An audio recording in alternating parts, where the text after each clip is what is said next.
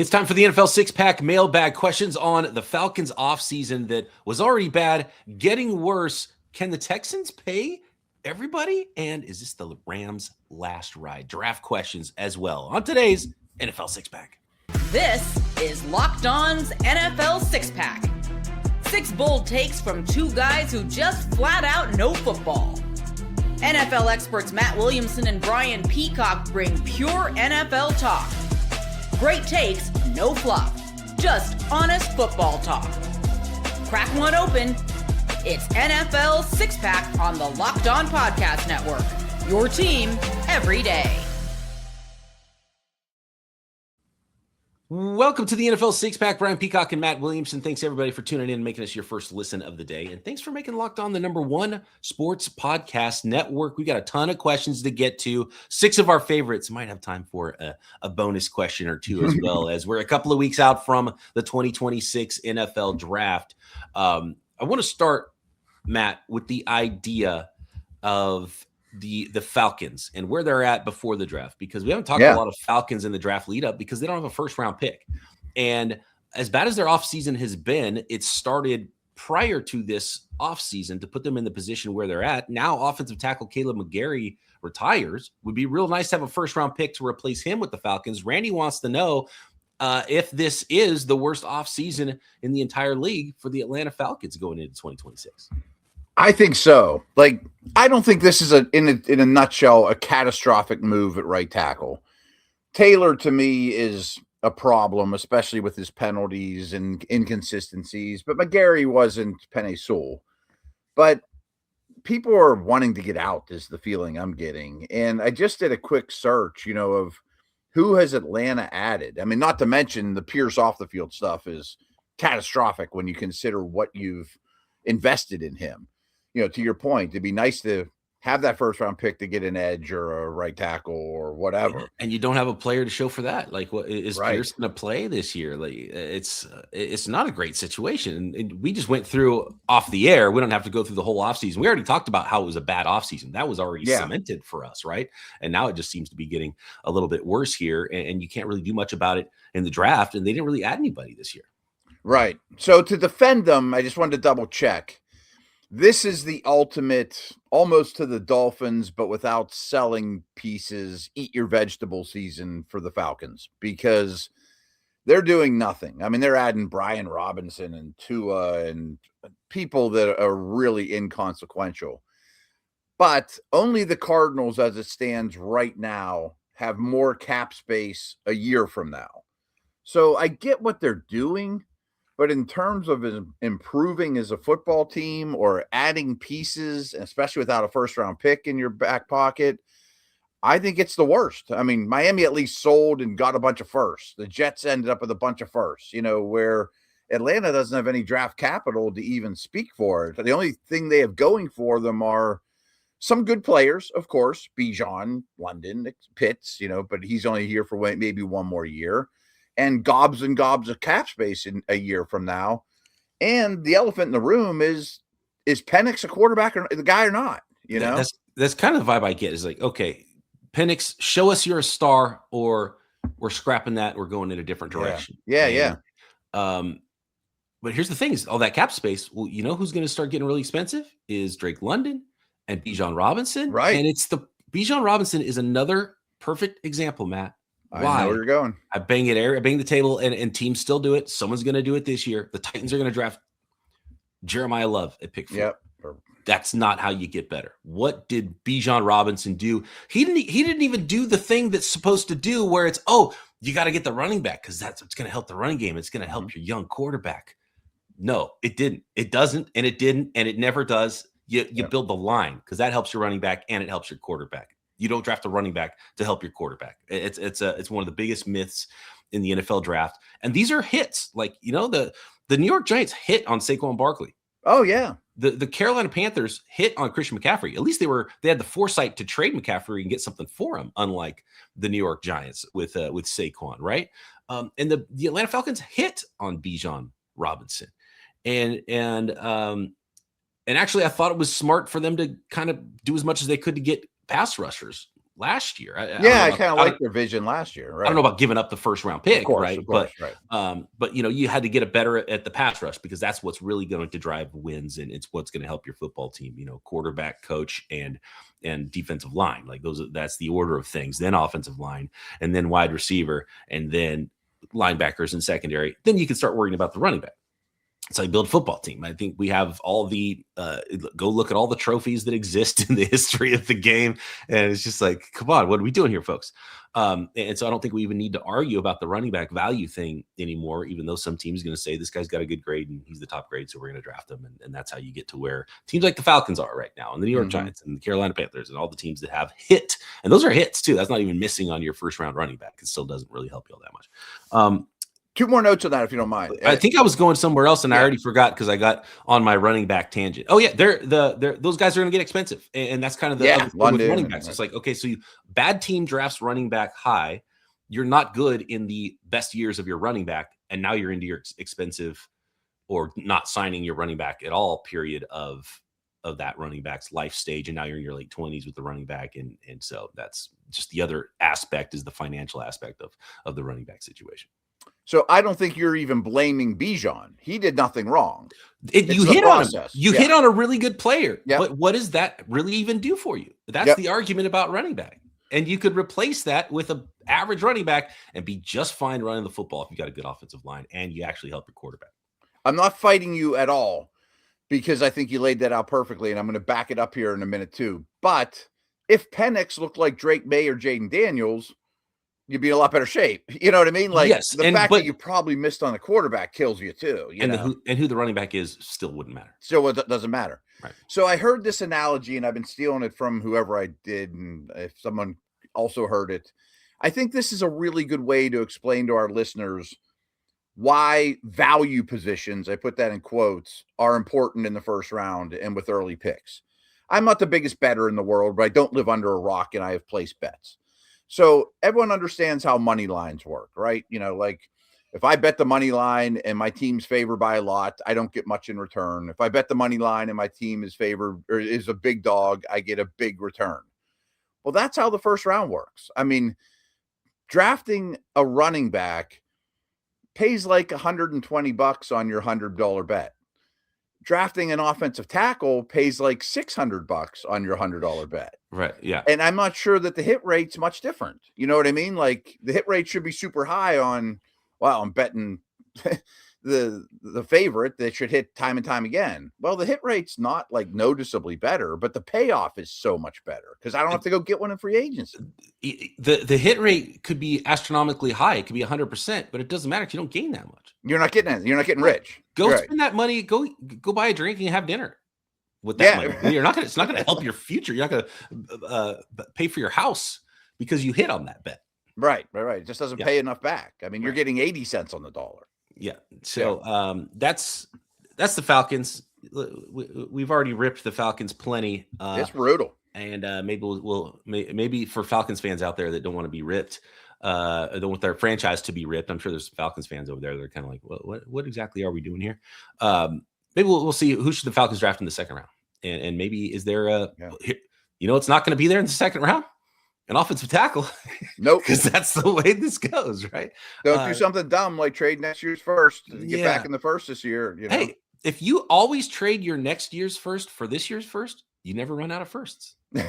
That's true too. Last note on them. I don't mind the Stefanski hiring. Maybe he is a long-term answer for them. I think that's fine. I got no qualms with that part of it. But the real kick in the nuts is it'd be great if Penix was 1,000% healthy, play him for 17 games, and at least get a final grade on the guy.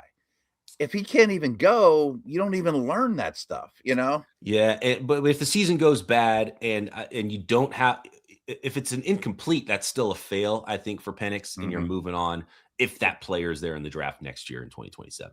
I think him and McCarthy are very similar in that regard out of that draft. Like, I can't wait around for you. No. No, it'll be 3 years. That's plenty. Right. You have to show something by then if you're in that situation. So that is the Atlanta Falcons. Speaking of expensive players, even more so than Bijan Robinson and Drake One more London. note, Peacock.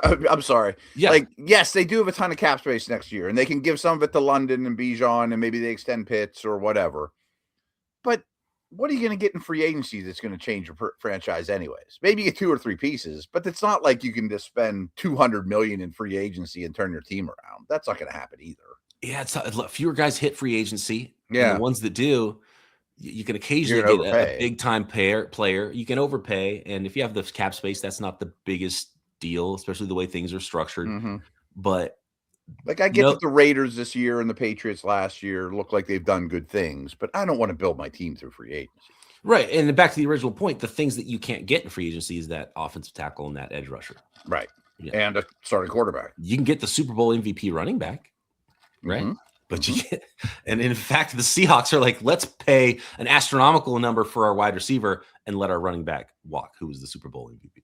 Even though we don't have no one on the roster that's ready to play running back. Yeah. We'll figure it out. So that's where the Falcons are. Where are the Texans, and how much should they pay, and should they not pay one of their upcoming big expenditures that they picked up the 5th-year options are? And the Los Angeles Rams, more draft. Why are so many secrets in the NFL draft? Does it even matter, Matt? Coming up in today's Mailbag. Today's episode of NFL Six Pack is brought to you by FanDuel. NBA playoffs are here, where every possession matters, every matchup is magnified, and every game can swing a series. And right now, FanDuel is giving new customers a great way to get in on the action. And here's what I like about it. You can bet just $5 and get $250 in bonus bets if your first bet wins. The app makes it easy to follow all the action, player stats, trends, matchups, and all in one place. And during the playoffs, that extra insight really matters when you're looking at stars, role players, key moments. It just makes the entire playoff experience more engaging from start to finish. And of course, there's NFL draft props on FanDuel, NFL futures. You want to bet on your team to win the Super Bowl before or after the draft. All you got to do is head to FanDuel.com to get started. That is FanDuel.com. Play your game. Thanks again, everybody, for tuning in and making us your first listen of the day. We appreciate all of our everydayers out there, and the Everydayer Club is built for you. Ad-free episodes of this show, access to a group chat with me and other listeners of this show, and football fans around the Locked On universe. Tap the link in the show notes or go to NFL6pack.supercast.com. Houston Texans. Yeah. 5th-year options were picked up for C.J. Stroud and Will Anderson. And this is sort of the, okay, you didn't draft a running back. Good on you. You drafted the 2 most important positions, I think, in football is the quarterback and the quarterback hunter. And you for sure hit on one of those. Stroud looked like a massive hit, and it's kind of gotten worse 3 years in a row. Where are the Texans here with this? To be honest with you, I feel like Will Anderson is the easiest one because it's the first moment you can sign a guy, which is now. After 3 years, you can re-up players. You sign Will Anderson the first moment you can because edge rush money is just going up, right? Yes. So sign Will Anderson the first moment you can. But what do you do with C.J. Stroud is the question. Yeah, and just a side note, and I know this was true 365 days ago, and I'm almost certain it still is. Everyone talks about, man, these contracts are getting crazy. But some economic major / football guy put this out a year ago that since COVID, the cap has gone up X%, whatever it is, a whole heck of a lot, a big number. But if you look at all the positional spendings, quarterback and edge rusher are the only 2 that have gone up that same number. Like, we're all saying, man, these receivers are making too much money. They're still making less than the cap has gone up. But they're making more than they did. More than they did, right? More than they did. But running back's not going up. No, tight ends. Tight ends gone up a little bit, but hasn't caught up. I think interior offensive line has started to catch up a little bit to offensive tackle, even though it's still behind offensive tackle. I mean, spending's crazy right now. Yeah. But the cost of a gallon of milk and bread is way more than it was in the COVID era. So they still aren't hitting inflation. And I hadn't put this together. Part of the reason interior offensive line is going up and wide receiver is going up because those positions are still hitting free agency because there's just so many wide receivers that they're available to buy. You can't buy a star edge rusher on free agency. You can't buy a star quarterback. You can't buy a star offensive tackle. But the other positions actually kind of hit free agency because teams the current team that has him is like, we can't pay a guard $20 million. Another team's like, oh God, I guess we have to because we need a guard, so we will pay him $20 million. So I think that's why you're seeing center, guard, wide receiver kind of do what it is doing in the free agent market and starting to catch up with some. I mean, think with the tackle inflation, like if Penei Sewell and Trent Williams and Lane Johnson were hitting free agency, right? They'd be blank checks, right? It would be crazy. Yeah. Anyways, what were we talking about? What was the question? So CJ Stroud. How do you play this? Do you sign him now? Do you play it out? Do you potentially do you go the Kirk Cousins tag him? Because I think you can't know enough to sign Stroud. Will Anderson's easy. You sign him. CJ Stroud, I think you just got to let him play through the 5th-year option. I think so. I think so too. So people don't always 100% understand the 5th-year option. By picking up the 5th-year option today, that does not mean for this year. It's for next year. Yeah. So it's kind of a flawed system. That's why teams don't do it, because if Stroud gets hurt or frankly, if he has a career-ending injury, you're still paying him for the following year when he's not even on the team. Mm-hmm. That's true for all 5th-year options. So at least in this case, Stroud, you're our quarterback this year. We adore you. And if you're good, you still have another year under contract. It's not like he's going to walk after the year. We'll make you a very, very highly paid quarterback, one of the tops in the league, if you are the player we think you are and that you looked like you were going to be. If you're a crumbling mess after this year and we win 8 games and it's all based on the defense, we're going to trade you for a 4th-round pick, or we're just not going to pay you, Yeah, and just let it play out. And he won't like that, and that doesn't fly well in the locker room. I mean, because usually these teams pay their quarterback a year early because it's the quarterback and he's on the billboards and it reflects well to the people, but the business decision is what I say. If you did top of the market at both those positions, you're talking about $100 million a year for those 2 positions. Right? You're talking about 45 and 55 per year. Good problem to have, but that's a lot of money. Yeah. Anderson now, Stroud, you got to let it play out because it's going to be expensive. You want it to be expensive. It's not. It's not time. And you got to keep the carrot dangling too. Yeah, I think you do. You have to. How about this one? This is interesting about the Los Angeles Rams, and we want to get a little bit more into the draft with some of these questions as well. Mm-hmm. But Jerry has a good one here. If the Rams are truly win now and everybody rides into the sunset after the season, Stafford, McVay, Devontae Adams, who should their 1st-round pick be, and why is it trade for Dexter Lawrence? We know the Rams don't care about 1st-round picks either. They already traded one of their 2 1st-round picks, and they've spent 1 actual 1st-round pick in the last decade. Should the Rams just say, the draft's okay, but you know who's really okay is Dexter Lawrence. Let's go win a ring because half of this team's going to go retire anyway. I wonder if ownership would take this. I bet they would. Genie comes out of the bottle and says, okay, either use that 1st-round pick on Lemon to help you win now, or you somehow package it for Lawrence, even though defensive tackle is not a huge need, but it's a great opportunity. Or heck, you go get Maxx Crosby and you send them young in a 1st for Maxx Crosby. I mean, that would be a similar type deal too, which would make more sense than D tackle to me because Turner and Fisk are pretty good too. Yeah. But your penance for having won the Super Bowl in 2026 is McVay, Adams, and Stafford all leave, and you don't have much in the cupboard. And for the next 2 years, you guys win 12 games total, and you bottom out, and it's you in Arizona. I think ownership says fine. I'll even hire from within, give it to Shula or someone like that, and look for the next quarterback and start all over. And they already did that. And I think there's probably got to be more hubris because of how they came out of it last time. They went stars and scrubs, and they were supposed to be in the doldrums of the league. And they came right back out of it instantly with a couple of good draft picks and some other moves. And you got a good quarterback and a good coach. And I always say it, that Super Bowl window is really coach and quarterback. If you have coach and quarterback and you got yourself a defensive line, you're going to compete every single year. And I'd be way more apt to go all in if I knew McVay wasn't part of the people leaving. That's the thing. Yeah. And the fact that he had kind of flirted with that idea in the past is why that's even, because he's a young coach. I'm like, why would McVay leave as a young coach? But, there's burnout. And so if he's only in as long as Stafford's in, then I'm scared of future past McVay a little more. But it's hard to believe. He's been there 10 years already too. That's the Bill Walsh thing. 10 years in one spot is kind of it's your time.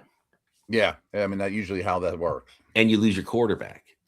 Belichick had the same quarterback for 20 years. Good point. You got to find a new quarterback if you're McVay at some point. Maybe you're like, let's go do TV for a year and go find a team that's already got a quarterback that I can fix. Yeah. Go. I'd be very aggressive on them. I don't think I'm building for the future with, And no team has informed themselves that they can be aggressive and it works too. Another team might be like, gosh, I don't know if we should do this. But the Rams are like, we've already done it and we've proven it works. And we have the ability to go add some third round picks and rebuild it back again anyway. Yeah. And you kind of hit on this. I mean, we all know they beat to a different drummer. They see the league a little different. And frankly, I think they're better at it than most teams. And I think they know it. I'm going to get a Puka in the 4th or 5th round or, more so than most teams will. Which is also part of the calculus. Like, okay, we could draft Mekhi Lemon, but we found that guy in the 3rd to 5th round before anyway. So let's go get a star defensive lineman and crush people this year. We'll find another receiver later. Crosby or Lawrence, you mean? Somebody like that. Yeah. And I'm mocking them a tight end in the 1st round, Kenyon Sadiq. Go get Dexter Lawrence or Myles Garrett, right? Go get Myles Garrett. Right. And win every game this year. Yeah. Why not? Why not? That's kind of where it's like a reverse version of, the Raiders for so many years. You kind of knew what they were going to do and it was going to be a bad thing. On the other side, you kind of know what the Rams are going to do and it's going to turn out well. You have this they can do whatever they want. They can fire from the hip. It's the old West for them and they're going to figure it out and it's going to work. You're a Niners guy. If we had a Seahawk guy sitting here, I just bring that up because they're the obvious competitors in the division. Yeah. If it came across my phone right now that they traded Byron Young, pick 12 and next year's 1st for Myles Garrett, you wouldn't be like, oh, good, the Rams will be crappy in a couple years. You'd be like, holy crap, they're never going to lose again. They're going to be amazing right now, and they'll probably find a way to replenish things later. And if they don't, it won't matter because they're going to be 18-0, and that wouldn't be a great thing. Right. Because the 49ers are getting old and banged up too, and see, like the windows can close pretty quickly and just change, and that's why I was talking about coaching quarterback. So that's really where the window ends for this Rams version is Stafford, and how does that end? And then how does McVay feel about that? Can they get a new quarterback? But does he want to keep rebuilding? Does he want to go back to the well without the quarterback and try again, or is he taking a year or two off? It's a next year problem. But then they probably promote one of those coordinators that, Shula or one of those dudes that, doesn't mean they're as good as McVay, but they keep getting poached away. Yeah. Why is everyone so secret about the NFL draft, Matt? And does it even matter? Next. Today's episode of the NFL Six Pack is brought to you by TurboTax. It's tax time. For a lot of us, the old way of doing taxes, well, it's a lot. Trying to book an appointment that's not the most convenient. Still waiting you're sitting in a waiting room and it's got a stack of papers, emailing back and forth, wondering if they really get your situation. But this year, you're getting a major upgrade. Intuit TurboTax now has in-person locations nationwide. You can meet face-to-face with a real tax expert, get your documents uploaded straight to your TurboTax app on the spot. And just like that, you're done. Your TurboTax expert works to get you every dollar you deserve while you get real-time notifications as you go about your day. It's the relief of walking in and meeting a real person and walking out knowing your taxes are being handled right. So head to TurboTax.com/local to find a store near you and book your appointment. That's TurboTax.com/local. Find a store near you and book your appointment today. All right, continuing on in the mailbag here. Let's go to our old buddy, Joey Bag of Donuts. Has a question about team secrets and the cloak and dagger that happens in the NFL draft. He says, does it matter if teams are secretive or not about who they want to draft? Does it even matter in the end? Is this all a bunch of hogwash with all the secrets that happen in the NFL draft, Matt? I will say, first of all, I get why teams are secret about their draft boards and they don't want teams to know who they're going to take and sure. jump up and grab it.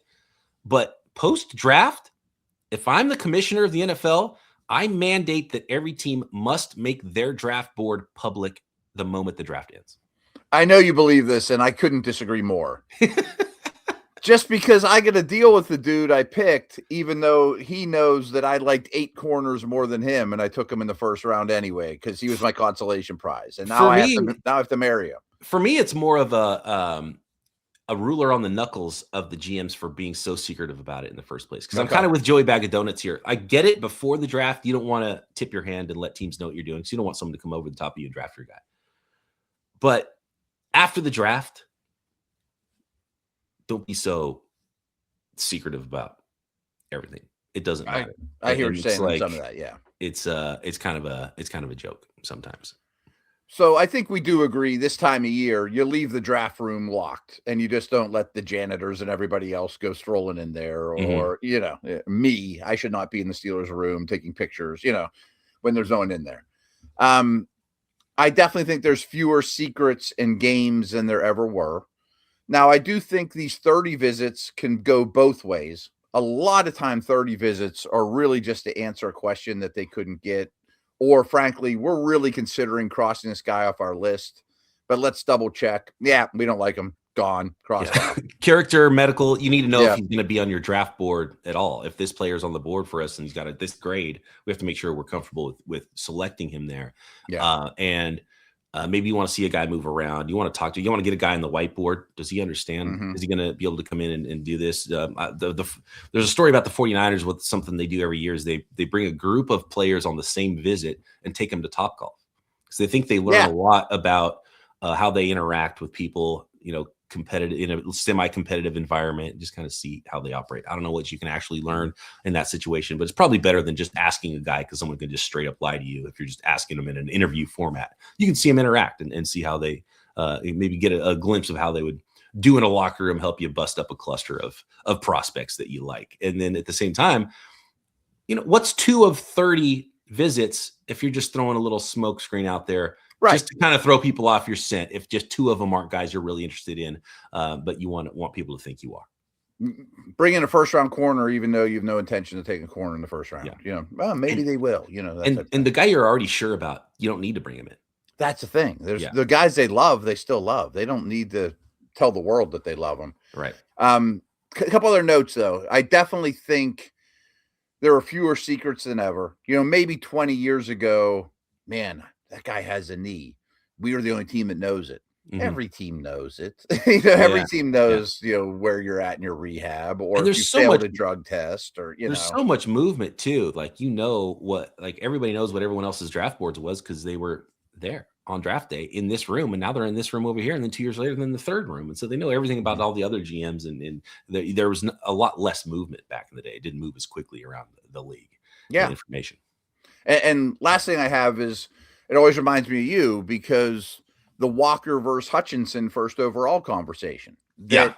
If you really know, first of all, who's in charge of making the final decisions in every building, which everybody knows, and what exactly they look for and what their roots are. Oh, that's a Parcells guy. He's not going to take the 5'8" receiver. He's not going to take the quarterback who only had 1 year starting in college. Right. Yeah. I mean, I know his background. I know his roots. Even if I don't have a great track record for a new decision maker, I know the players, they're not going to be tall enough to ride their rides, Yep.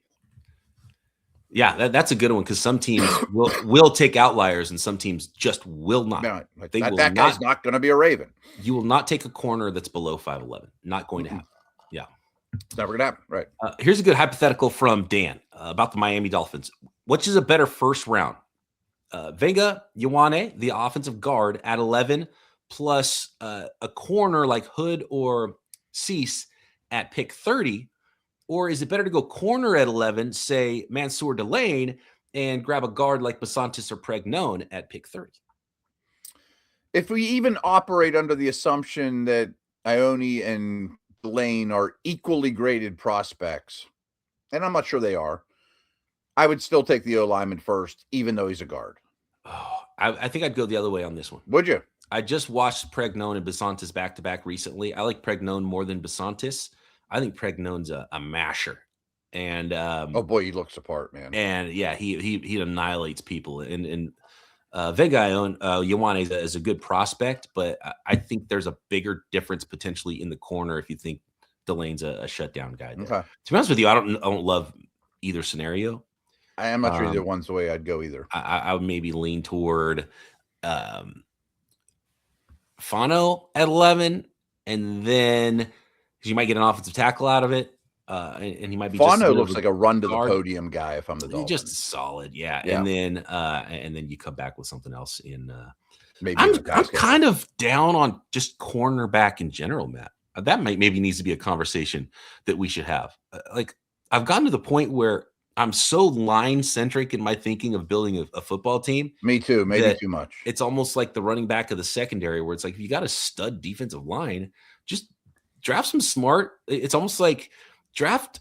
You want you to fix your weakest link in the secondary rather than have a superstar somewhere. Like there's so few shutdown guys. It's so hard to be a shutdown guy in the NFL. Give me a guy who's smart, can play coverage and can tackle a little bit, and you can find those guys on day 2. Yeah, my whole secondary is a bunch of B minuses. I would rather have that than an A, a C minus, a B, Yes. Because they're just going to pick on the bad guy. And a mediocre defensive line. And I want pass rush more than I want coverage too. Yep. Yeah. Couple more questions here. I think we have time.